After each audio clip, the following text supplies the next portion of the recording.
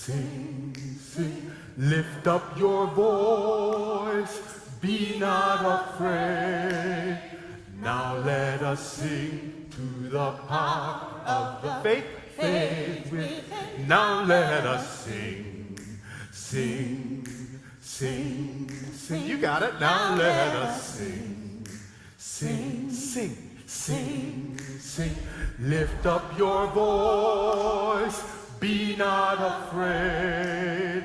Now let us sing to the power of the faith within. Now let us sing. Sing to the power of the faith within. Now let us sing. Sing to the power of the faith within. Lift up your voice. Lift up your voice.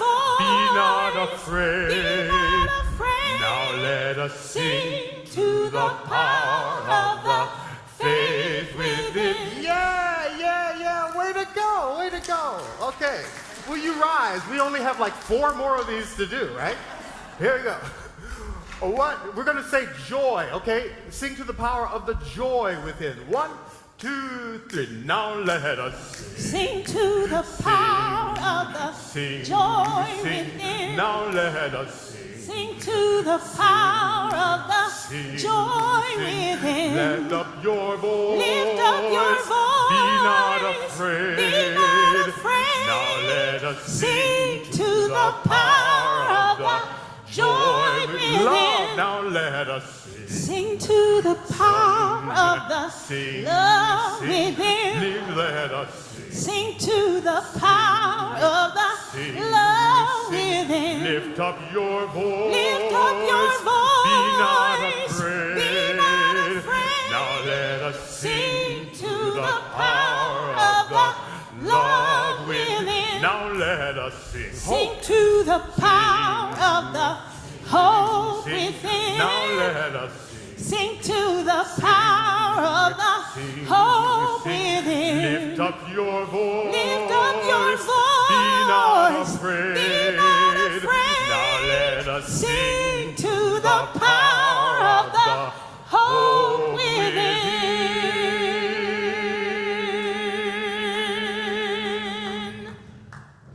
Yeah.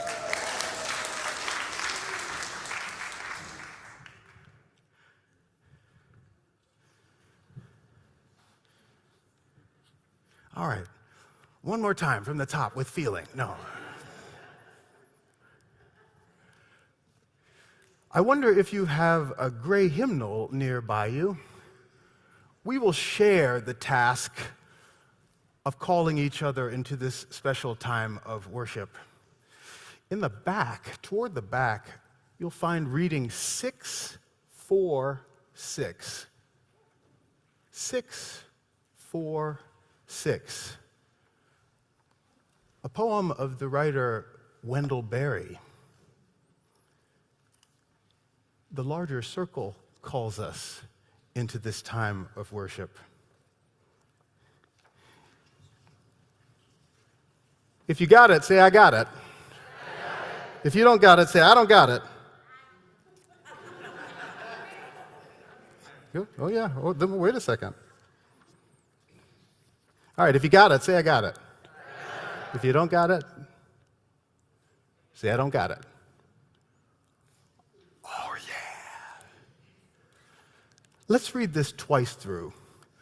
The first time, I'll take the first voice, if you'd respond with the second voice, and then we'll switch. We clasp the hands of those who go before us.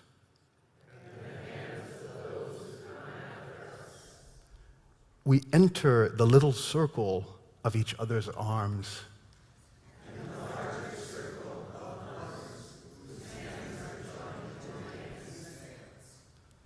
And the larger circle of all creatures.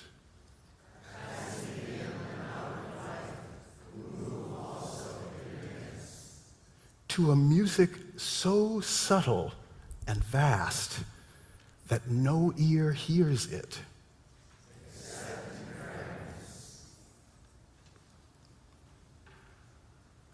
Will you take the first voice now? Oh, yes, you will. Once more.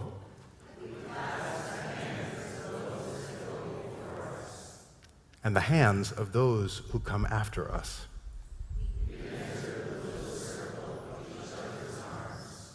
And the larger circle of lovers whose hands are joined in a dance.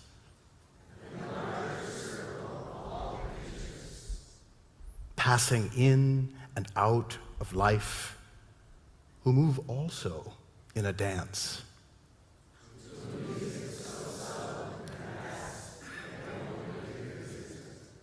Except in fragments.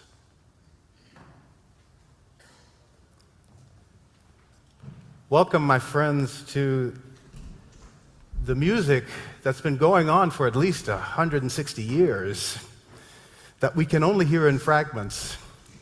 We call it worship, we call it community. Know that if this is your first time here, you are very welcome, and we mean to honor your trust, your risk of coming into a place that you've never been before, by offering a warm community and a welcome place to rest, to be joyful, to be who you are. If this isn't nearly your first time, thank you for coming back. I'm a conductor, so I have learned not to take for granted when people return after the intermission. And I do not take for granted that you help us continue our story, that you weave a thread that helps us to reach into the past, into the present, as we reach into the future together. May our work of joy and love be fruitful. May we be full of breath and full of love. We begin our worship service together, our time of community, by lighting the symbol of Unitarian Universalists all over the globe and all across time. The chalice cup with the flame is our symbol. And I invite you, while I light the flame, to say the words we use as a covenant with each other. It starts with the very important word, love is the Spirit.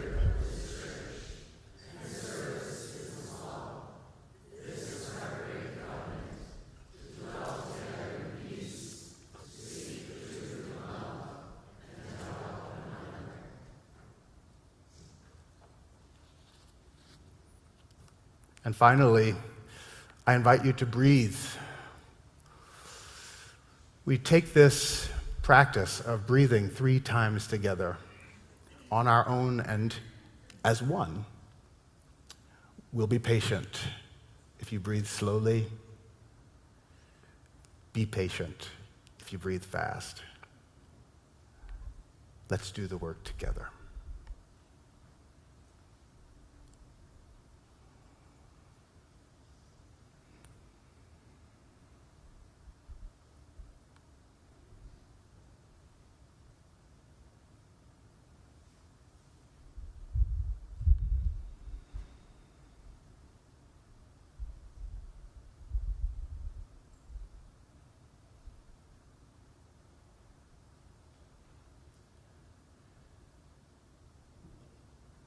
Listen more often to things than to beings. 'Tis the ancestors' breath when the fire's voice is heard. 'Tis the ancestors' breath in the voice of the waters. Sigh.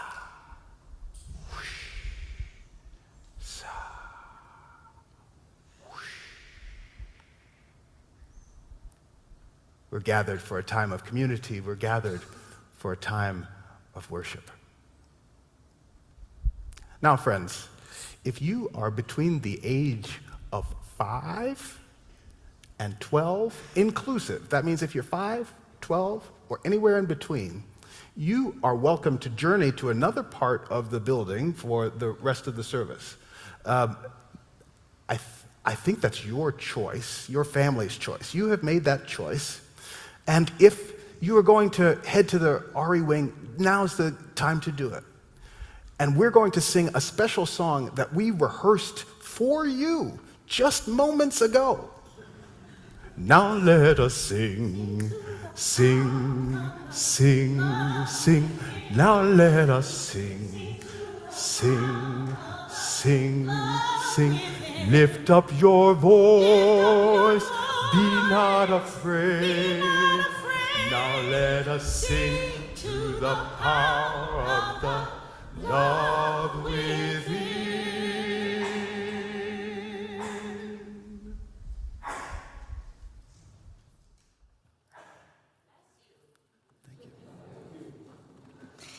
Good morning. My name is Ashley, and I am one of the ministers among you this morning. I bring you the words of a poem by Reverend Teresa Soto. Bring your broken hallelujah here. Bring the large one that is beyond repair. Bring the small one that's too soft to share. Bring your broken hallelujah here. I know that people have told you that before you can give, you have to get yourself together. They overstated the value of perfection by a lot. Or they forgot. You are the gift. We all bring some broken things, songs and dreams and long-lost hopes. But here and together, we reach within. As a community, we begin again, and from the pieces, we will build something new. There is work that only you can do. We wait for you. Beloveds, hallelujah means joyous praise. So perhaps this poem is inviting us to bring our broken joy or our exhausted longings for love into this space this morning, tenderly. As we settle in a bit more deeply, you might imagine setting those parts of yourself down in your lap, letting them snuggle into you like a tired toddler. Or you might even imagine them finding a cozy spot in one of Martha's nests that we'll be talking about soon with her. No matter, be gentle. You are a gift, broken hallelujah included. And I'm not talking about just you collectively, but you actually, and you, each you that makes up this we today. What broken joy is sitting with you this morning in need of being held by community? Or what full-throated praise is already whole and ready to be sung? Now is the time we share out loud or quietly in our hearts or in the chat our prayers with one another and with the holy. This is not a poem alone. This is a practice. So please share now what rests on your heart.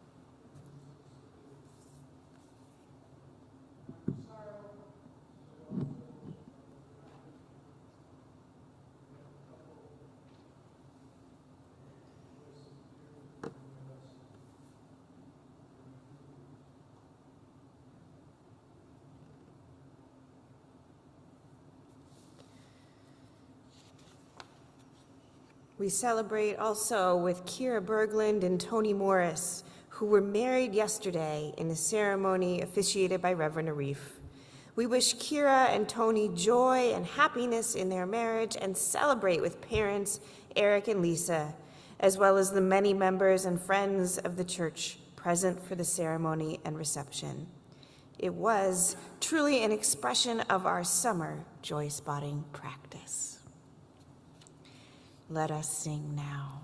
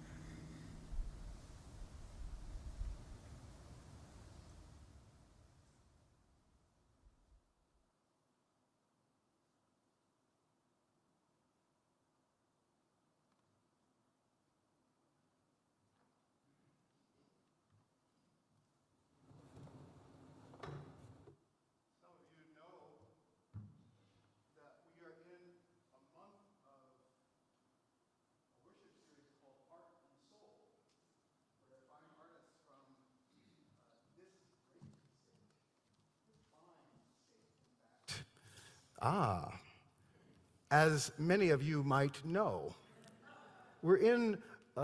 thank you.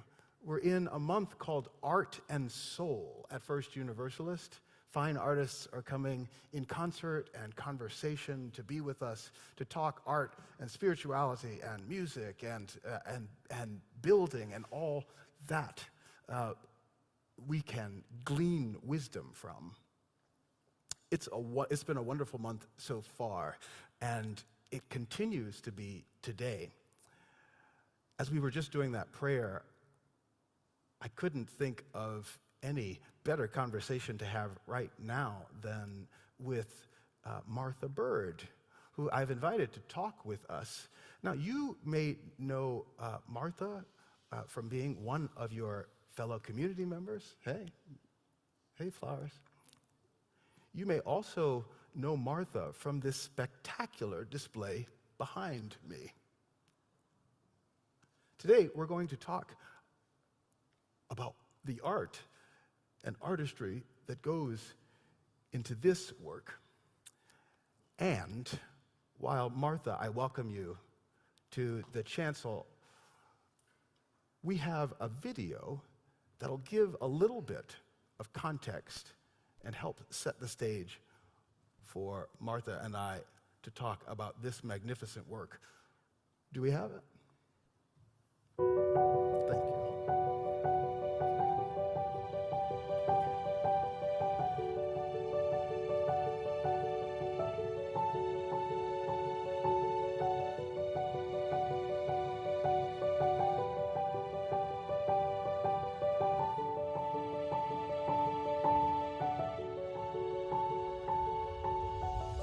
How do you decide what to create? It's really about the rhythm of the harvesting, the cutting, the rhythm of the earth, the air, the season. I'm part of everything when I'm out here.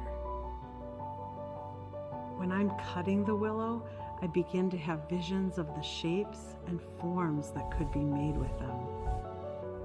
For it to be art, I need to find my own voice, create my own forms.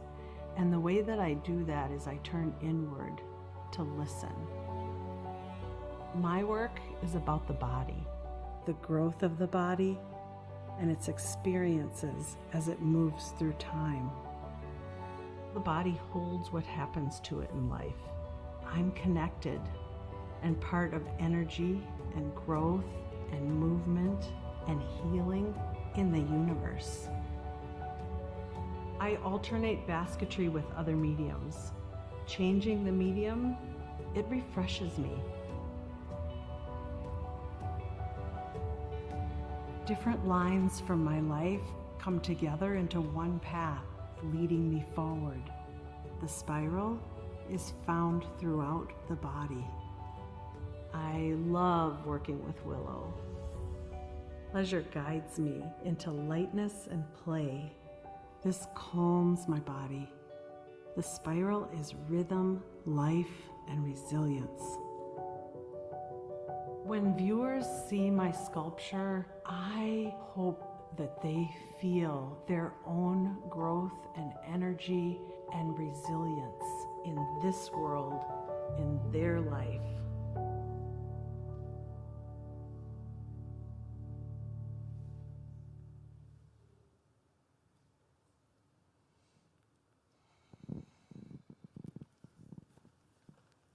Martha, I just want to start with some gratitude.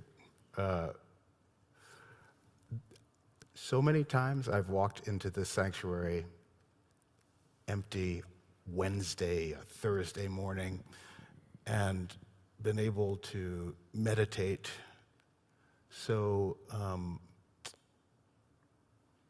deeply on the circles and the spiral that you create here. The beauty that you've brought to the sanctuary is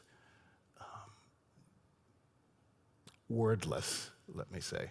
So that's just a personal thanks. We got to hang out a little bit and talk about what these magnificent things are, and I found it really enlightening. So, can we start by you're helping us to understand what's going on here? What are these things? Yeah, I would love to talk about what I do and what I make. The spiral is really, really important to me, and it's an image that I work over and over again with. This particular technique, all of these except the one right over here with the pieces hanging down, all the others are a technique called the Périgord weave, and it comes from the Périgord region of France.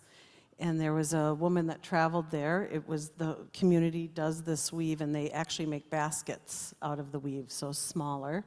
And she got the blessing from the community to teach because it was being lost to time. There was concern of it being lost to time.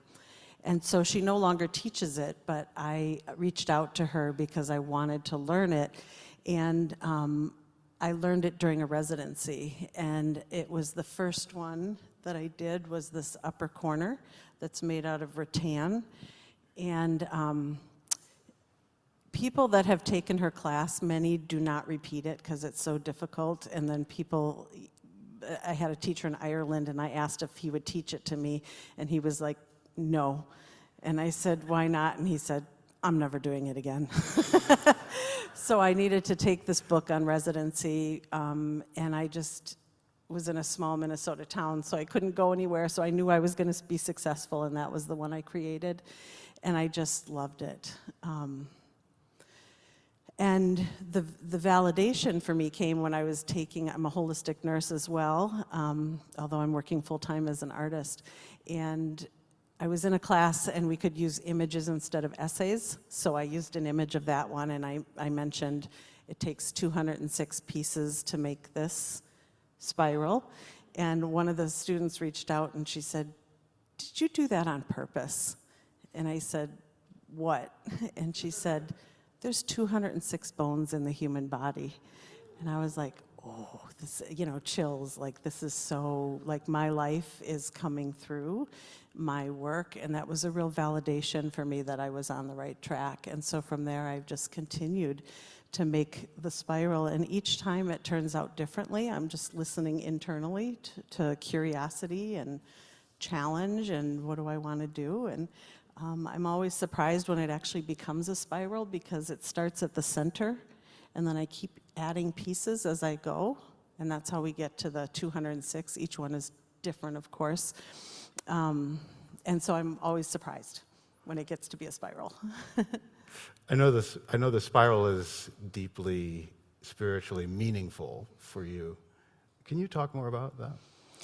Yeah, so there's a couple of things with that. One is the making of it, and the other is just the kind of image of it. So the spiral is found throughout our body. So the inner ear is a spiral, our DNA, the umbilical cord is a spiral, our heart grows in a spiral. I could go on and on. It's found in the body. And then it's also found in nature. I'm sure many of you think of the tidal waves, the horns of the ram, the snail shell, and those examples go on and on. The inside of a sunflower. I'm just noticing you're wearing spirals. Yeah. I'm just noticing. Yeah, it's cool. And then it goes out to the universe, and we have the nebulas and the galaxy. And so for me, what that does is help connect me, like me personally, to the universe, to nature. Like, there is a place for me here. And that's really, really an important message for me. I've struggled with mental illness and depression and post-traumatic stress disorder. And so to have a really strong hook to stay in the world is really important for me. And that's what this, both material and what I make, does for me. Mm-hmm. And then the actual making of it is because I'm adding and adding and adding as it's turning around, and I don't know where it's going to go, and I don't know what it's going to look like. It actually, the experience I have of is it feels like I'm bringing all the parts of my life together into the present. I'm taking all the past into the present and then leading this path forward into the future. Mm-hmm. Mm-hmm. You're reminding me, one time I sat in the pews and sang Wo-Ya-Ya to these. We are going, heaven knows where we are going, but we know we will, and we will get there. Heaven knows how we will get there. Because it so reminded me of that, how you described the journey of faith, essentially, that it is to start with a project like this, not knowing exactly what shape it's going to take. How much of this is, can you describe the process? Yeah, so I start with 4 pieces of willow, and I bend 2 of them across the other, so it looks like a Red Cross image. I start that, and then I just start adding in and weaving and adding in and weaving until I get 9 across. And then I have to take, I think it's another 18, then I start just putting it in wherever I can. It takes a lot of muscle to try to squeeze it in there, and then I start turning it around into a circle. And it's kind of like the game Twister, if anybody remembers that, where your body contorts so you can get wherever it goes. It's a full body experience for me. So legs are here, arms are here, I'm bent over like this, and I'm working with pieces that are sometimes 10 feet long. Like this middle one over here, those were 10 feet, and I did it outside in my yard.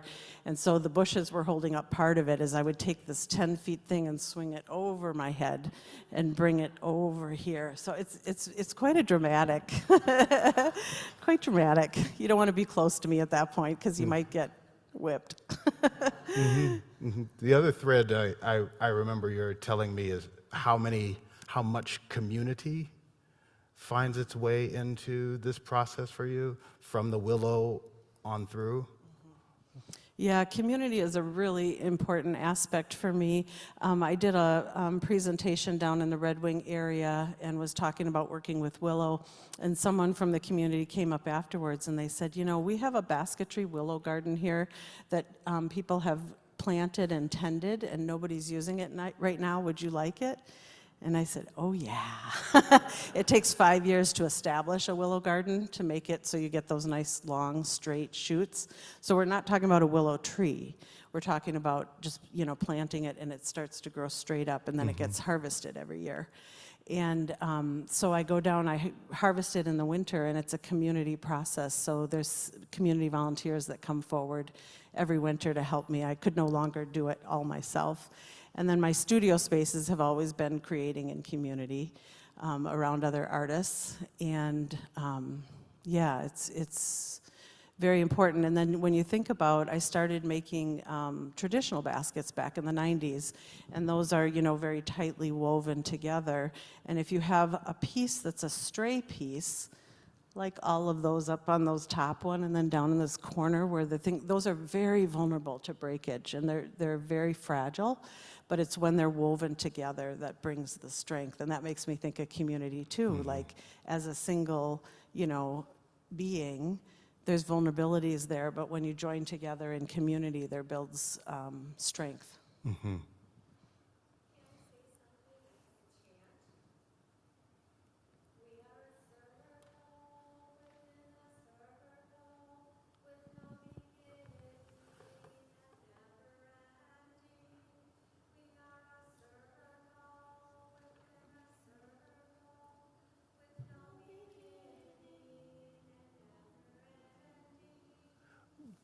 It's beautiful. One more time. Thank you. One more time. In a circle with no beginning and never ending. A circle within a circle, no beginning and never ending. Well said. Thank you. Jenny. All of these have names. They do. Could you share the names? I'd be happy to if I remember them all. Okay, so this one up here in the corner is called Nebula. The one in the middle here is called Dancing Willow. At the Helm. Return Again.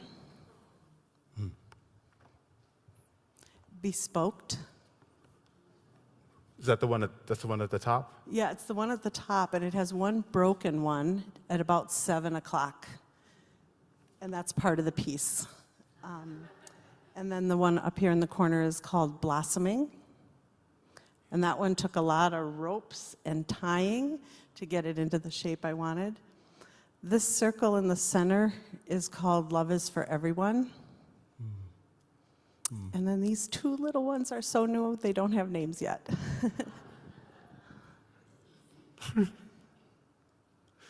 And the exhibit as a collection also has a name. Yes, I call it Body Spiral. And I will add this one, another aspect of community. So Dancing Willow, I was part of a exhibition where I was paired with another artist, and she was a dancer. So the two of us had to come up with a piece together. And so what I did was I wove that, and she watched me, and then she created a dance based on that piece that's been performed a couple times. It's really beautiful. Let me ask you: these are baskets. What do they hold? So I think of them as sculptures, but I do say sculptural basketry because the basket part of it is very important to me. And to me, they hold, I do a lot with negative space. So, you know, like I talked about before, you know, I made tight, functional, beautiful baskets for many years. And then when I wanted to become a fine artist, I thought I need to find my own voice. And so then I started listening inwardly, and they all had lots of empty space, lots of vulnerability. So I feel like they hold experiences, potential vulnerabilities, my experiences. So I know where I was at. It's almost like my own memoir, because I know where I was at when I was making each one, and that's part of the title. And so it holds that for me. And that's part of my struggles with mental illness, is one of the symptoms or whatever is that I kind of get disconnected from my own life and my own history, and it really grounds me. It really grounds me. Yeah.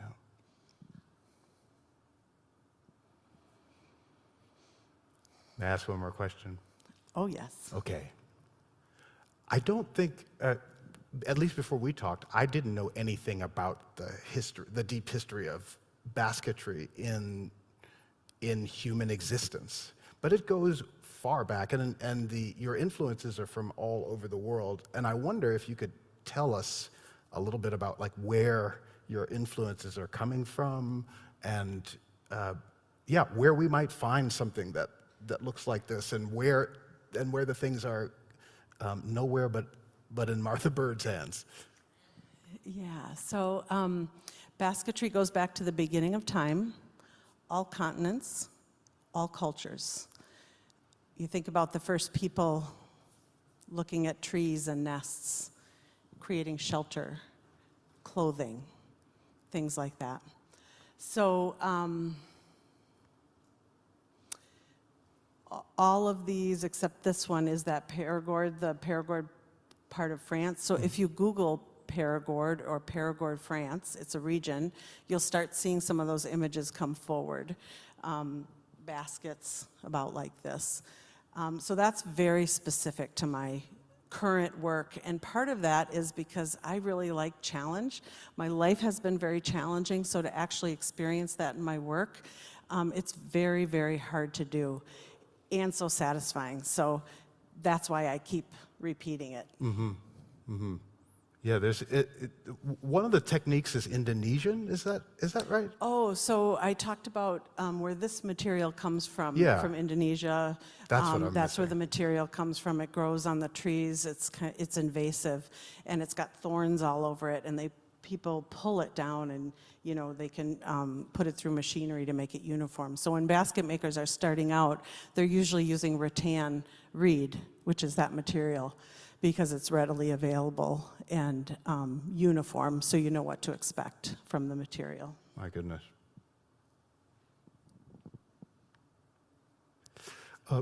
I don't think I have any other questions other than, can it stay? I love these so much, and there's so much complexity in them, and the fact that you've offered these to us for our meditation and for our spiritual journey for these months, it means a great deal to me as a part of the community, and I feel like I'm not alone.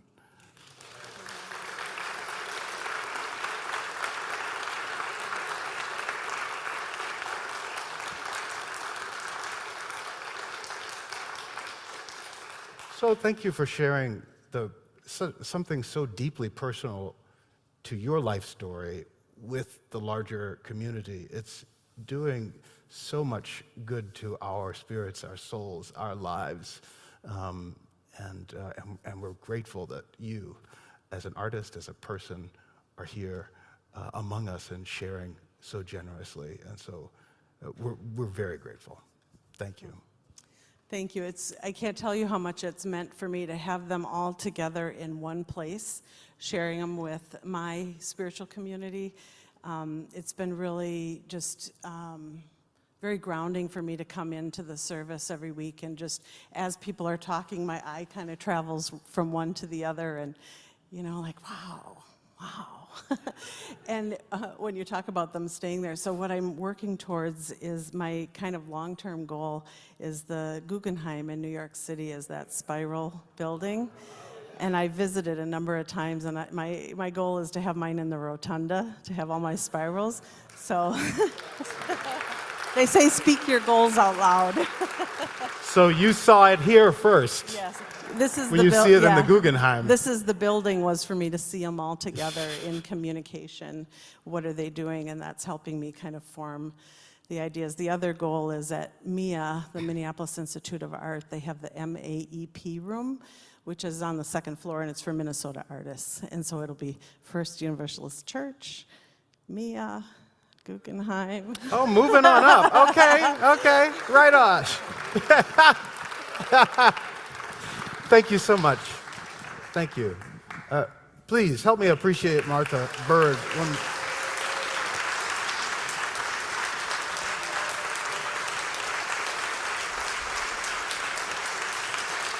Thank you so much.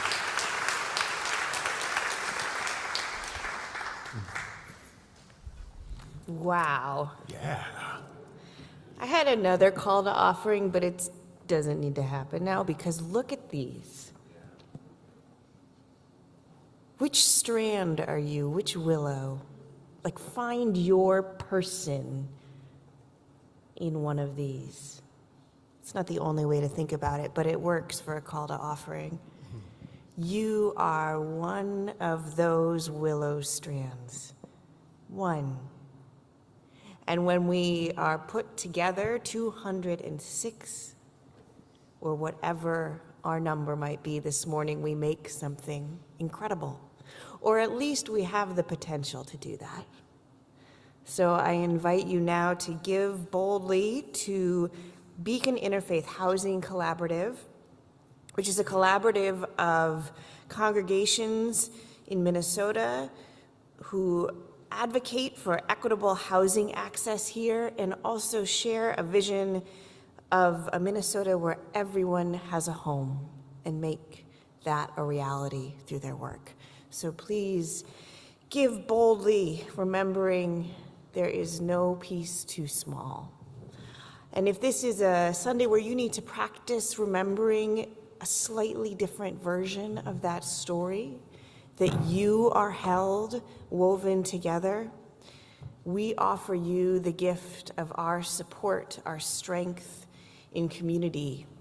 Let me know in person after the service or by emailing me, ashley@firstuniv.org, and we will bring our collective strength to you, sharing resources with you. Let us receive our morning offering now.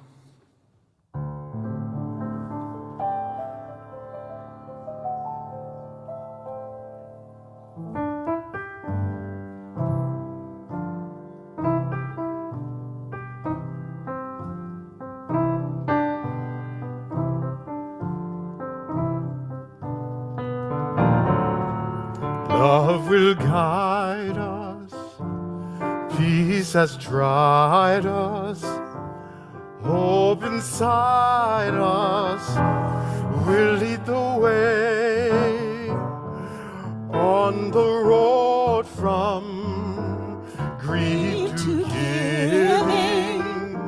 Love will guide us through the hard night. Will you sing it with us? Love will guide us, peace has tried us, hope inside us will lead the way on the road from greed to giving. Love will guide us through the hard night. If you cannot sing like angels, if you cannot speak before thousands, you can give from deep within you. You can change the world with your love. Love will guide us. Love will guide us. Peace has tried us. Hope inside us will lead the way on the road from greed to giving. will guide us through the hard night.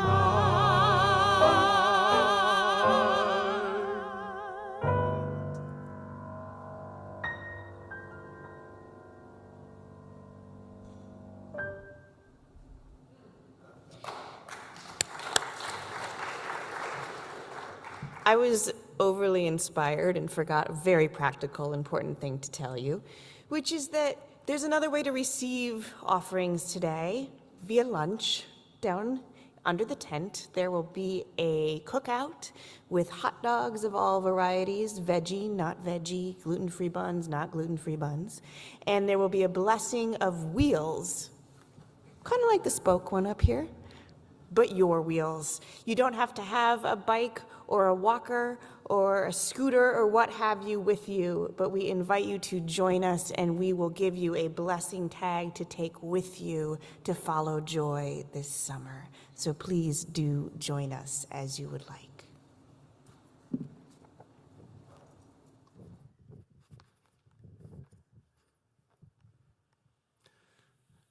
Davu. Friends, please welcome Davu Seru.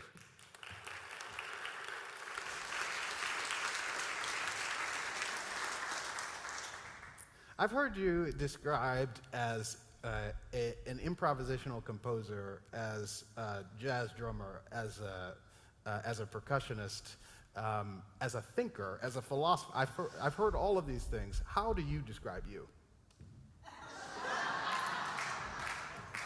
Bam. I'm here. I'm my mother's son. And my son's father. Trying to connect.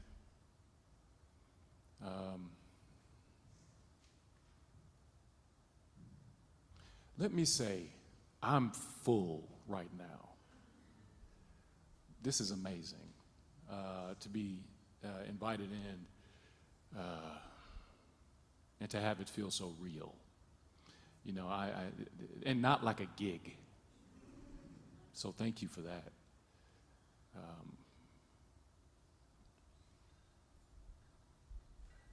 So I'm transitioning. You list these names, these titles, right? That I might go by sometimes. Today I feel like Martha is my name. You are my sister right now. You said what I might have said about your work. I brought circles too.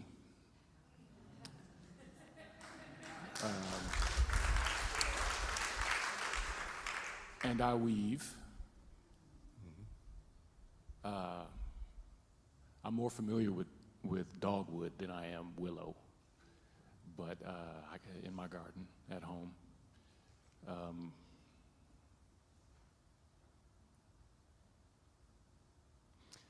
I've been a professor for the last, I've taught at Hamlin for 12 years, and I'm leaving and moving to the University of Minnesota, where I'll start up at the end of August and become the curator of the Givens Collection of African American Literature. So I'm going to be an archivist. Thank you. Which is part of work that many people are doing right now to preserve Black culture. But we also make it. And so my life sort of has been devoted to that work. I'll say more. Do you want to? Is this the talk part? No. Okay. I just wanted you to have an opportunity to say it in your own words. I'm going to leave. Okay, and sit here and be your fan. So we preserve. We know the need, but we also embody the culture, and hopefully this offering will demonstrate something about that. So.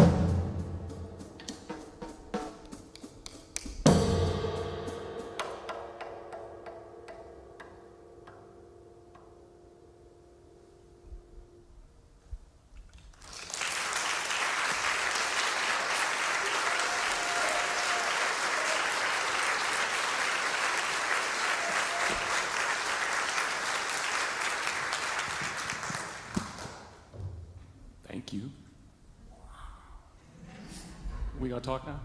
Okay, so I have to ask this question on my own behalf and for like half of, at least half of your audience. Like, okay, how are you thinking through the sounds of that? Like I'm wondering if it's something like when I improvise, I can hear a melody in my head and I reproduce that. Are you hearing those as tones, or is it Yes. a different paradigm altogether? Yes. I'm a musician, like you. No, so James Baldwin, in a short story, Sonny's Blues, I think that's where it is, talks about, I think he said something that most people don't understand about music is that it is some, something emerging from the void that we capture as it's moving through, give shape to it, and then let it go. And so I'm hearing what's generating around me and the silence, the negative space, and communicating with it fast. So we were computing, as we interact with what's happening there. And there's memory involved. I mean, some of the things that I end up doing are things that I often do. They're my voice, as it relates to my instrument. I've been trained. I've had teachers. There's a vocabulary. There's a book. Dean McGraw, who is someone I know that you know. Dean McGraw and I, he's a guitarist, have played together for... Was there just last week? Oh, okay. We've played together for many years, just in duet, and we gather, and we play free, like I just did, but we always find our way to there's a book that we share of songs that mostly come from this country. We're responsible for. And we sort of move in and out of these familiar things. I played time. I certainly was signifying New Orleans in the last, then eventually bebop in the last thing that I did. There's just so much going on, but I'm not thinking. You asked me at the start about thinking. I'm not thinking. I'm trying not to think. Okay. Because that'll just ruin it. What would you call what's going on then? Is it I don't know. It's something that's always been here, and I have some relation. It's familiar to me since here, and I see it in other people, and I obviously we practice it together. But it is that, going back to Baldwin, there is something moving through. Spirit is a name that some people give to it. Yeah, I'm curious. If you wouldn't mind speaking more about how, the drum in all of its forms is so deeply tied to blackness. Yes. And I also wondered, when I was asking, like, what are you thinking? I'm also wondering, like, how much of the blackness that I see just kind of coming out of the drums as you play them, like, how much of that is a conscious thing? Like, what is your relationship with ... I'm from North Minneapolis. I'm 45, and so when I was a kid, there was one black radio station. There was one place where you could hear black music here. KMOJ Radio, which is is playing on a Swahili word. Kamoja is what KMOJ sounds, which comes from umoja, umoja, which means unity. I learned to play music listening to the radio. My stepfather brought a drum kit home, and it sat behind the dining room table in our second floor apartment above where my great-grandmother and my great-aunt and my aunt, some aunties, and it was me and my mom and my dad and my sister and occasionally cousins and an auntie and our uncle who needed a place to stay. It was a village. The neighborhood in the 80s felt very much like a village. before somebody allowed for the distribution of crack cocaine to this urban black community. Somebody allowed for it to make its way here. And then the neighborhood changed and felt less like a village. So there were drums in the house. I was in West Africa in 2007 in Ghana, where I went to study for a month with a master musician at a school, the Dagara Music Center in Accra, or just outside of Accra. And when I was there, was struck, pun intended, by the fact that, like with the snare drum, which has these extra, some might say unnecessary snares on the bottom to make noise. Like the snare drum, many of the instruments that we were playing had some extra little embellishment, something on them that would help generate noise. In particular, there's a large bass drum called the brekete that's got a snare on it, and it sounds, and I thought that sounds like the old cars in my neighborhood with the bass in the trunk, vibrating as if people remember without knowing, in a particular affinity to sound.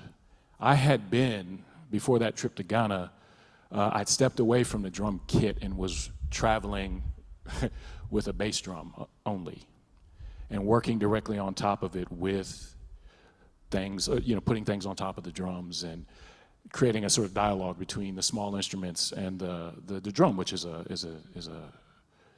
cathedral, and it helps to generate more sound. Did you just say the drum is a cathedral? Yes, I did. Okay, I mean, you don't think It's you're a going to body. toss a sentence out there like that? It's a body. And that's not pause on that. Yeah, it's a body, it's a throne. Okay, come on. Come on. Say more about the drum as a cathedral, Yeah. please. Air moves through it. It is the center has been the center of black life in a number of ways. My grandfather, who's 96 and lives outside of Memphis, Tennessee, I interviewed him 6 years ago or so. Actually, I'll get back to Cathedral in a second, but I got to talk about my grandfather. Okay.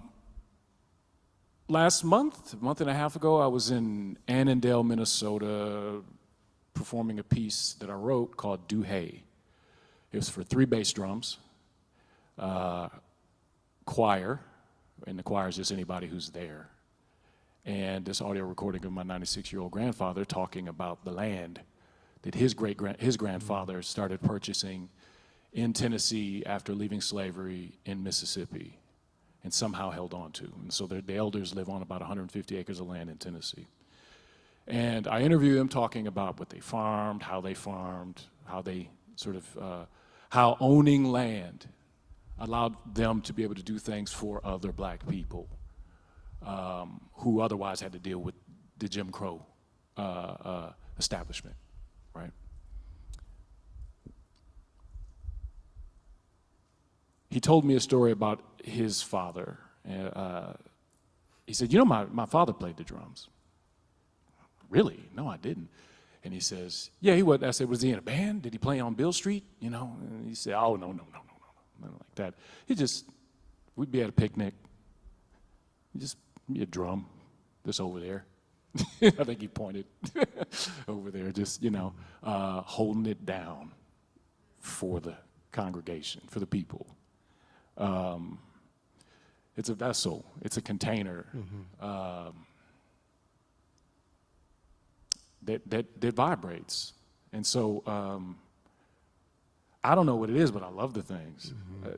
And I start, and I don't know if you noticed, I start by just touching something, and then we're in conversation. Well, that's actually what I was going to ask next, like how I am so curious to know how all of that we just experienced with you, like I'm so curious to know what the spirit of the person who comes up with that, or who brings that experience to life, is like, what your brain must be channeling. How do you begin? Touch. And then I make connections. So there's a sermon in E.M. Forster's novel, Howard's End, that a woman pastor gives, wherein she says, only connect is the mantra that I attempt to live by. So what am I thinking about? How to move from that first touch to sort of this, in time, there is this series of connections being made, and letting the ones that don't work out so well pass. So I practice at a Buddhist Zen center in St. Paul, and one of my teachers once, in the early part of my practice, said, okay, he was trying to show me, you already know how to do this, because he's also a musician, and we work together.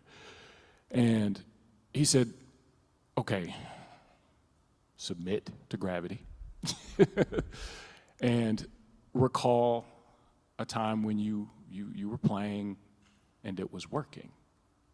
So, okay, he said, what's happening? Everything is moving. It's like creation unfolding and expanding out. Everything is moving, and none of it's good, none of it's bad. And so that is sort of, I just generate something that I'm then responding to, and trying not to think, especially about discerning between good and bad, right and wrong, and just feeling. And then you can also, of course, feel what's coming off of the people you're playing for. So this is different, obviously, than playing with other musicians, you know, a little more vulnerable.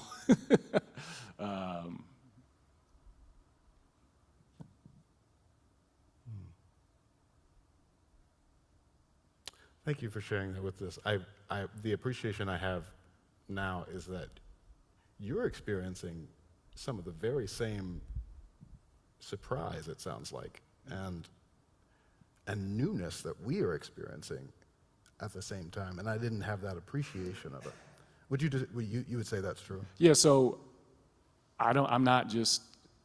There's a international community of people who insist on free improvisation because of this kind of fetish for newness and novelty, and a desire to break through forms and to arrive at something.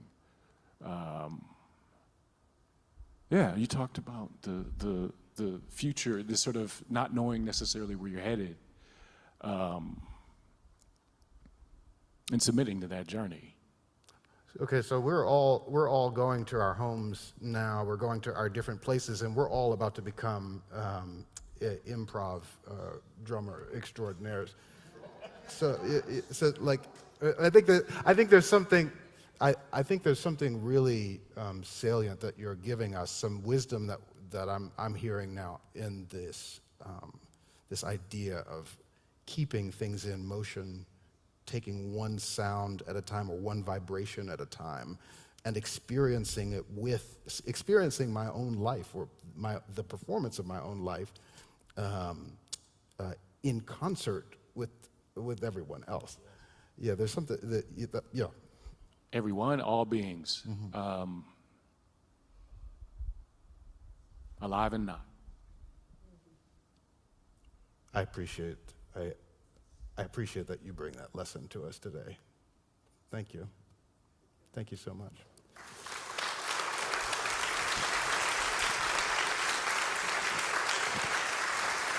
Hey, Davu, now we have our own thing that we've been working up that we do every week that we're going to sing to you now, and sing to each other as we take this time to leave this place well and in community. I welcome you to sing a song with me. Would you rise? Friends, take these breaths, take this time together, take it with you into the next days. into the next moments. And I just wish you joy. I wish you love. I hope you have a really great week. And the people around you do too. Go in love, my friends. Where you go, I will go, beloved. Where you go, I will go. Where you go, I will go, beloved. Where you go, I will go. And your people, and your people are my people. Your people are mine. Your people are my people. You're divine, my divine. I'm gonna get into that rhythm. Where you go, I will go, beloved. Where you go, I will go. Where you go, I will go, beloved. Where you go, I will go. And your people, and your people are my people. Your people are mine. Your people are my people. You're divine, my divine.